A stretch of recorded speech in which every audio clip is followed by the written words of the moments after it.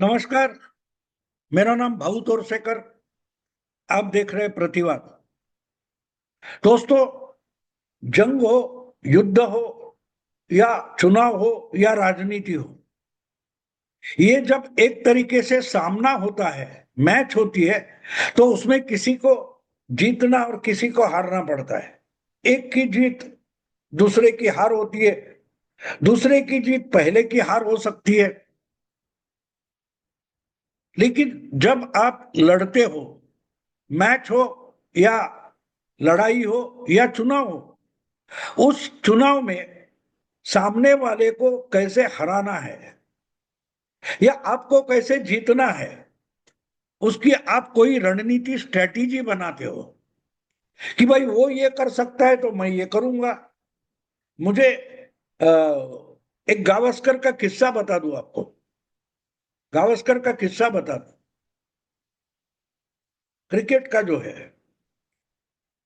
उन्होंने कहा कि एक बार श्रीकांत उनके साथ, मैंने शायद ये किस्सा पहले भी बताया, कि श्रीकांत जब नया नया खिलाड़ी था और गावस्कर के साथ ओपनिंग बैटिंग करने के लिए आया था, तो पाकिस्तान के साथ मैच थी और पाकिस्तान का जो बॉलर था, फास्ट बॉलर था, और दौड़ते दौड़ते बॉल गिरा फेंकने के बाद भी इतना दौड़ के आगे आता था कि बैट्समैन तक पहुंच जाता था, श्रीकांत तक पहुंच जाता था, लेकिन गाली देता था।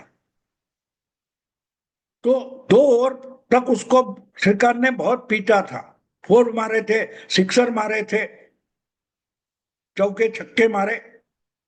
तो 2 ओवर के बाद श्रीकांत ने गावस्कर को, पुराना खिलाड़ी है, अनुभवी है, इसलिए पूछा ये बॉलर कौन है, बहुत गाली देता है। तो गावस्कर ने उसका नाम बताया और बहुत बड़ा नामचीन बॉलर था। तो श्रीकांत हैरान हो गया कि साला इतना बड़ा बॉलर है और मैंने उसको पीटा, छक्के और चौके मारे।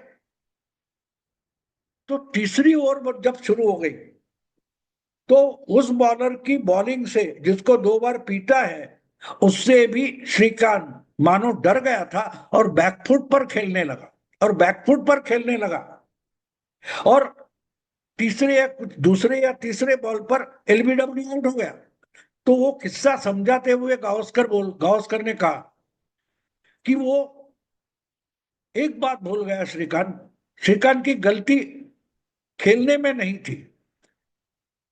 बैट्समैन को बॉल से खेलना होता है, ना कि बॉलर से। को भी कोई बॉलर हो, उसके हाथ में बॉल है, वो आपको आउट करने की कोशिश करेगा, अलग अलग ढंग की बॉलिंग करेगा, गुगली करेगा, फिर की स्पिनर करेगा, यॉर्कर डालेगा, बाउंसर डालेगा। वो उसका चॉइस होता है। उसका बॉल कैसे हिट करना है, ये आपका चॉइस है। वो बॉल कैसा डाले या बॉलर कौन हो, ये आप तय नहीं कर सकते। और इसलिए आपको एक पक्का समझना जरूरी है आपको, कि आपके हाथ में बैट है और आपको अपनी विकेट डिफेंड करनी है, और डिफेंड करते करते बॉल को पिट कर अपने रन्स बनाने। बॉलर कौन है उससे मतलब नहीं होता। उसका जो बॉल आपके दिशा में आता है, आपके बदन पर आ रहा है, उसे खुद को, विकेट को बचाना और ठोकना। अगर तुम बॉलर का मुंह देखते रहोगे तो बॉल से ध्यान हट जाता है, और वो सबसे बड़ी गलती है। श्रीकांत ने वो गलती की थी। ये गावस्कर ने जो बोला है, उसको मैं रणनीति मानता हूं। सामने बॉलर कौन है, टीम कौन सी है, उससे मतलब नहीं है। आपको रन्स बनाने हैं, अपनी विकेट संभालनी है, खुद को बचाना है और रन्स भी बनाने हैं। और जब रन्स बनाओगे, ज्यादा से ज्यादा रन्स बनाओगे, तो आप जीत जाओगे। तो जीतने का तरीका या जीतने की रणनीति ये होती है को आपको बॉल को पीटना है, और आपको बॉल से खेलना है, ना कि बॉलर से। अगर आज हम देखें तो चुनाव में जो रणनीति बनाई जाती है, वो अगर सामने वाले को हराने की है, तो हारेगा या ना हारेगा ये बात अलग है, लेकिन आप जीत नहीं पाओगे। आपको रणनीति ऐसी बनानी होती है कि आपको जीतना है। आपको जीतना है, किसी को हराना ये आपका ध्येय नहीं होता, आपका टारगेट लक्ष्य नहीं होता। आपको जीतना है बस। और आपको जीतने के लिए ऐसा खेलो कि सामने वाला उसके परिणाम से हार जाए। अब जो बिहार में चुनाव आ रहा है उसमें वहां की एक बड़ी पार्टी विपक्ष की जो है वो राष्ट्रीय जनता दल लालू की पार्टी, आज लालू के बेटे तेजस्वी यादव की पार्टी, उनसे हाथ मिलाकर राहुल गांधी मोदी को हराना चाहते, बीजेपी को हराना चाहते। लेकिन क्या राहुल गांधी या तेजस्वी यादव खुद को जिताना चाहते? तेजस्वी यादव मुख्यमंत्री बनना चाहते और इसलिए अलग अलग पार्टियां जो बीजेपी के खिलाफ है उनका गठबंधन बनाकर तेजस्वी यादव मुख्यमंत्री बनना चाहते। और मुख्यमंत्री बनने के लिए बीजेपी, नीतीश कुमार, इनका जो एनडीए गठबंधन है उसको बिहार विधानसभा चुनाव में हराना चाहते हैं। और साफ है उनको हराने के बाद ही ये जीतेंगे ऐसा नहीं होता। आपको बहुमत लाना है और आपका टारगेट खुद की मेजोरिटी लाना, अपने गठबंधन की मेजोरिटी लाना। जो तेजस्वी यादव को मुख्यमंत्री बनाए ऐसी मेजोरिटी लाना। अगर वो मेजोरिटी राष्ट्रीय जनता दल की ताकत पर, खुद के बलबूते पर नहीं आ सकती तो और किसी की मदद ले। देखो उद्धव ठाकरे को मुख्यमंत्री बनना था, किसी भी हालत में मुख्यमंत्री बनना था, तो उन्होंने चुनाव लड़ा बीजेपी के साथ, उनके 56 एमएलए बने। कांग्रेस और एनसीपी दोनों बुरी तरह से हार गए थे। उनके दोनों के मिलकर कितने क्या बोलते एमएलए महाराष्ट्र की विधानसभा में 2019 में दोनों के मिलकर मेरा ख्याल है कुछ 90 या ऐसे कुछ 98 व ऐसे कुछ एमएलए थे। उद्धव ठाकरे के पास 56 एमएलए थे। तो उद्धव ठाकरे ने उनसे हाथ मिलाकर गवर्नर को दिखा दिया कि देखो मेरे पास 146 यानी मेजोरिटी है, मैं सरकार बना सकता हूं। सरकार बना ली। तो उनके पास खुद का जीत कर आई हुई मेजोरिटी नहीं थी, वो बीजेपी के साथ थी। और बीजेपी अगर उनको मुख्यमंत्री नहीं बना रही थी तो उन्होंने विपक्ष से हाथ मिलाया, मुख्यमंत्री बन गए। तो तेजस्वी यादव चुनाव के पहले ही चुनाव हार चुके हैं। इसका कारण यह है कि उन्होंने मान लिया कि मैं अकेला नीतीश और बीजेपी को हरा नहीं सकता और इसलिए मुझे कांग्रेस के साथ हाथ मिलाना जरूरी है। अब सामने नीतीश और बीजेपी, जिनकी बहुत पुरानी गठबंधन है, एक दो बार एक दूसरे से अलग हुए, लेकिन वो बात छोड़ दो। अब इनमें राहुल गांधी की जब एंट्री होती है तो पिछले 20-30 साल से बिहार में कांग्रेस पार्टी का कोई वजूद है नहीं। कांग्रेस पार्टी एक तरीके से अपने गठबंधन का एक दल मानकर लालू प्रसाद यादव चलाते आए। 2090 में, 91 में शायद, अडवाणी की रथ यात्रा लालू प्रसाद ने रोकी थी। उस वक्त बीजेपी के सपोर्ट से लालू प्रसाद यादव मुख्यमंत्री बने थे और अडवाणी की रथ यात्रा रोकी इसलिए बीजेपी ने लालू प्रसाद यादव का सपोर्ट विड्रॉ कर दिया था, वापस लिया था। तो लालू प्रसाद की मेजोरिटी चली गई थी। उस वक्त कांग्रेस ने बीजेपी के खिलाफ होने के कारण लालू प्रसाद यादव की गवर्नमेंट बचाई। तब तक यानी 1990 तक कांग्रेस अपनी अकेली ताकत से बिहार का चुनाव लड़ती थी और कुछ 40-70 वगैरह उनके जो कोई एमएलए थे वो लालू प्रसाद यादव के साथ गए।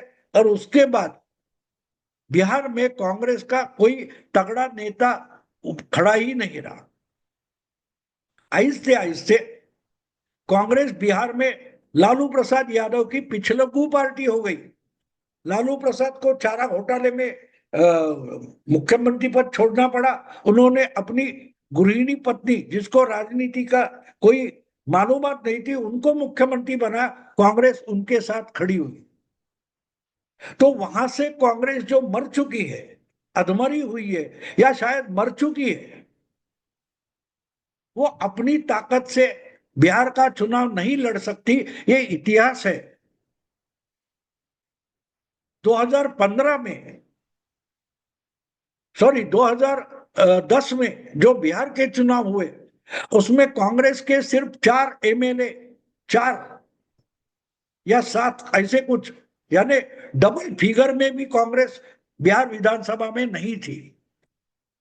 तो 4 या 7 उम्मीद ये थे।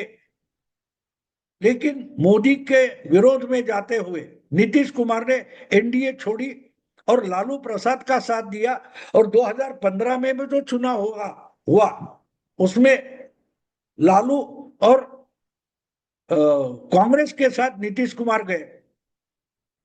तो कांग्रेस को भी साथ लेने के लिए 40 सीटें दी गई गठबंधन में। लालू के पास सिर्फ 28 एमएलए थे, फिर भी उनको 100 सीटें। कांग्रेस के पास 4 या 5 एमएलए थे, उनको 40 सीटें, और नीतीश को 100 सीटें। तो कांग्रेस का रिवाइवल एक तरीके से वहां हो गया। लेकिन फिर भी पिछले 10 साल कांग्रेस का अपना कोई वजूद नहीं था, और कांग्रेस का कोई नाम ले सकते हैं ऐसा नेता भी बिहार में नहीं था। और ऐसे में अचानक अब राहुल गांधी बोलते कि बिहार में कांग्रेस की ताकत है और कांग्रेस को फिर से रिवाइव करना है, संजीवनी देनी है, और इसलिए वो चाहते कि लालू के साथ अगर चुनाव लड़ना है तो हमको ज्यादा सीटें मिलनी चाहिए। और ज्यादा सीटें, पिछली बार तो उनको 70 सीटें दी थी।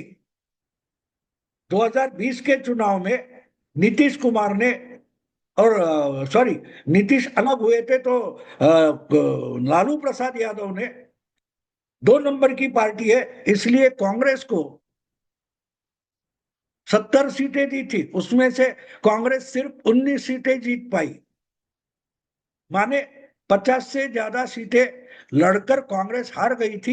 लेकिन आज राहुल गांधी या राहुल गांधी के सलाहकार जो है वो कहते हैं कि जो हारने वाली सीटें थी वही तो हमको दी गई थी।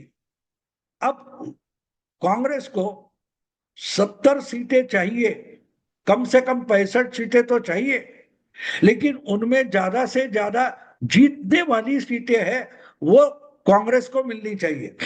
इसका मतलब साफ है कि जहां जीत की पॉसिबिलिटी है, संभावना है, ऐसी सीटें आरजेडी ना ले और कांग्रेस को दे दे, और विधानसभा में कांग्रेस का हिस्सा बढ़ाए। और इसके लिए आरजेडी को अपनी सीटें बलि देने की तैयारी करनी चाहिए, ये राहुल गांधी की मांग है। अब एक बात साफ है, अगर नाम ले सकते हैं ऐसा कोई नेता ही बिहार में कांग्रेस का नहीं है, तो आरजेडी इतना क्यों झुक जाएगी? जो वामपंथी दल है वहां के, उन्होंने कम से कम सीटें गठबंधन में ले ली और ज्यादा से ज्यादा सीट कर स्ट्राइक रेट अच्छा दिखा दिया है। वो दादागिरी नहीं कर रहे, लेकिन 50 से ज्यादा सीटें हारने वाली कांग्रेस आज आरजेडी को दादागिरी कर रही है। तो इसमें हमको रणनीति देखनी चाहिए। क्या राहुल गांधी जानबूझकर अड़ंगा लगा रहे, परेशान कर रहे लालू को? मैं नहीं मानता। मैं मानता हूं कि ये राहुल गांधी की एक तरीके से रणनीति है। और रणनीति क्या है? रणनीति जीतने की नहीं है, हारने की भी नहीं है, लेकिन अपनी पार्टी का रिवाइवल करना है, कांग्रेस को नई संजीवनी देनी है। और नई संजीवनी देने के लिए आज तक पुराने जमाने के कांग्रेस के जो वोटर थे, कांग्रेस के जो वोट बैंक थी, वो वापस लानी है। अब वापस लाएंगे तो जिसको दिए है वहां से वापस लाएंगे।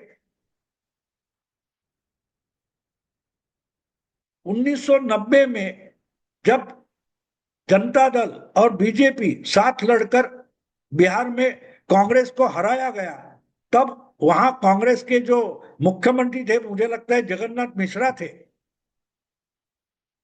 उस वक्त कांग्रेस अकेली लड़कर मेजोरिटी ला सकती थी। लेकिन वही कांग्रेस आज 35 साल बाद सीटों की भीख मांग रही है। तो यहां से अगर कांग्रेस को खड़ा होना है तो कांग्रेस के पास कम से कम लीडर होने चाहिए, और कांग्रेस के जो ट्रेडिशनल वोटर थे, वोट बैंक थी, वो जिन्होंने चुराई है उनसे वापस लानी है। तो बिल्कुल जो बात, जो रणनीति राहुल गांधी ने दिल्ली में खेली थी, जो रणनीति राहुल ने हरियाणा में खेली थी कि लोकसभा में हाथ मिलाएंगे लेकिन विधानसभा में किसी मित्र दल से हाथ नहीं मिलाएंगे, मर्जी हमारी चलेगी, नहीं तो तुम डूब जाओ, हम तो डूबे हुए। वो कहते हैं ना, हम तो डूबे हैं, डूबेंगे सनम, तुमको लेकर भी डूबेंगे। ये कांग्रेस की आज की रणनीति है। अच्छा, कांग्रेस डूबना क्यों चाहती है?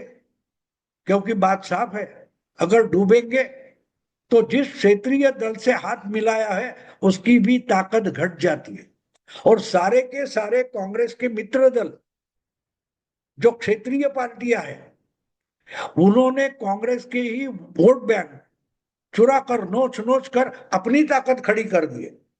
और इसलिए जिस ढंग से पिछले 8 महीने पहले जो दिल्ली में विधानसभा चुनाव हुआ, उसमें कांग्रेस ने सब सीटें लड़ाई, एक भी जीत नहीं पाई, लेकिन केजरीवाल की हालत बुरी कर दी।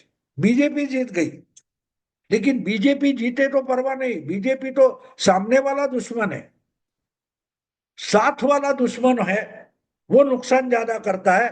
तो दुश्मन को साथ लो, जिसको खत्म करना है और उसका पहले खात्मा कर दो, तो उसकी ताकत भी अपने पास आ जाती है। ये राहुल गांधी की बिहार के लिए रणनीति है। तो इसका मतलब ये होता है कि जो दिल्ली में केजरीवाल कर दिया, बस वही बिहार में तेजस्वी यादव का और आरजेडी का करना है। 2015 में कांग्रेस का रिवाइवल हो गया, लेकिन आरजेडी का भी रिवाइवल हुआ था। जो आरजेडी 28 एमएलए की पार्टी थी, वो 80 एमएलए की पार्टी बन गई। तो उसमें कांग्रेस का भी योगदान था। आज अगर उसका परतावा, उसकी भरपाई आरजेडी नहीं कर रही, तो भले आरजेडी मरे, कोई बात नहीं। पूरी की पूरी बिहार की 400 243 सीटें कांग्रेस लड़ने की तैयारी में है। इसका मतलब साफ है कि वो बीजेपी को, नीतीश को नहीं हराना चाहते। राहुल गांधी बीजेपी को नहीं हराना चाहते, तेजस्वी को हराना चाहते। तेजस्वी को उसकी औकात, लालू प्रसाद को उसकी औकात दिखाना चाहते, और यही रणनीति है। जो मुख्यमंत्री बनने के लिए तड़प रहा है, उस तेजस्वी यादव को बिहार की विधानसभा चुनाव में केजरीवाल बनाना, यही कांग्रेस की बिहार के लिए रणनीति है। दोस्तों, देखते हैं क्या होता है। अभी रुकता हूं। अगर वीडियो पसंद है तो लाइक कीजिए, शेयर कीजिए और प्रतिवाद को सब्सक्राइब कीजिए। नमस्कार।